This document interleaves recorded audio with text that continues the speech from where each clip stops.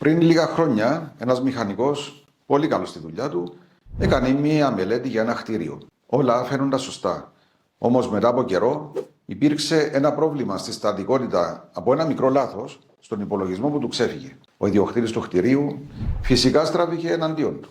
Η απέτηση εκατοντάδες χιλιάδες ευρώ για αποκατάσταση.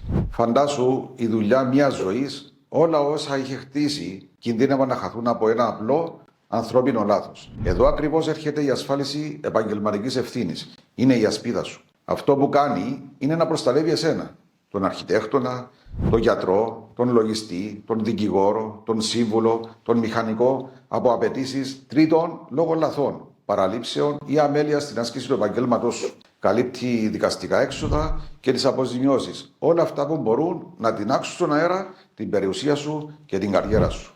Πες μας στα σχόλια ποιο είναι το δικό σου επάγγελμα.